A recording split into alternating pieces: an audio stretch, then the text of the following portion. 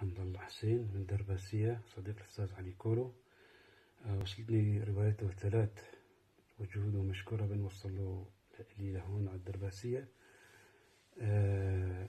روايته تتسم بالواقعية، منها السجين والثورة الموؤودة والسماء تمطر عشقا. روايته السجين فيها شيء من الدراما، من المأساة والملهات.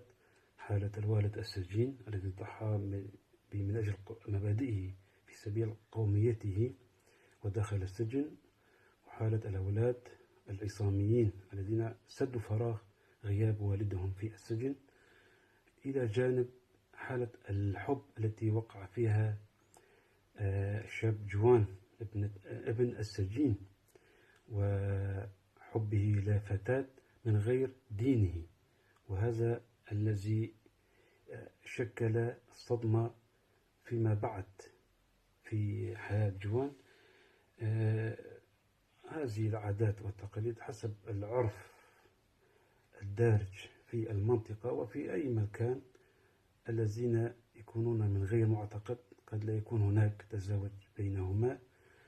وسرد بشكل جميل ذلك الحب العظيم، إلا أنه للأسف انتهى حياة شبه مأساوية بأن لم يرتبطا ورحل كل بحاله. وروايته الثورة الموؤودة التي تحكي قصة الثورة السورية، هذا الشعب الذي عانى الكثير من جراء تغاثل المجتمع الدولي حسب ما سرد الكاتب، ومعاناة الشعب داخل البلد وفي دول الجوار، حيث عانوا الأمرين من تحكم أرباب العمل وأكل حقوقهم وأذلالهم إلى جانب فوق عذابهم، وغلاء الأسعار في الآجار،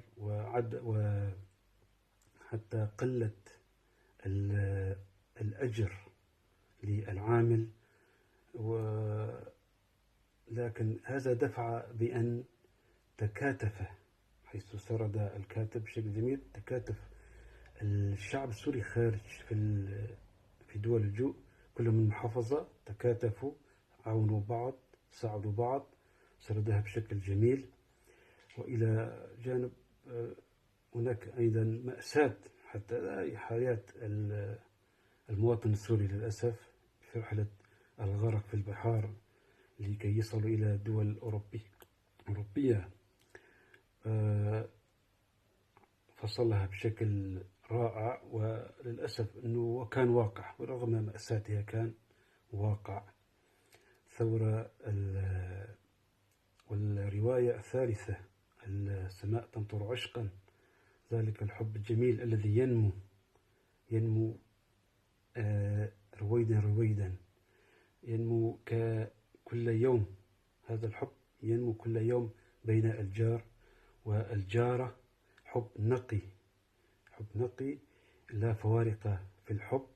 الشاب متعلم، الفتاة قروية بريفان وآزاد، لكن تحكم الأب أحيانا ونظرة الفوقية حسب عادات القرى، بعض القرى نظرة فوقية للعائلة، عائلة الفتاة، لكن ذلك لم يجعل من آزاد الشاب بأن يترك حبه، إلى جانب أن والدته كانت تسانده، هذه الأم العظيمة التي قدمت ووقفت إلى جانب ابنها، سواء بجبروتها أو حتى بالتنازل عن كبريائها في سبيل إسعاد ولدها.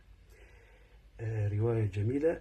وفي النهاية وكانوا الأستاذ علي ترك لنا استفهام في النهاية، هل هذا يدل أنه هناك جزء آخر للرواية؟ نتمنى له التوفيق دائما، وإلى المزيد من التقدم والإبداع.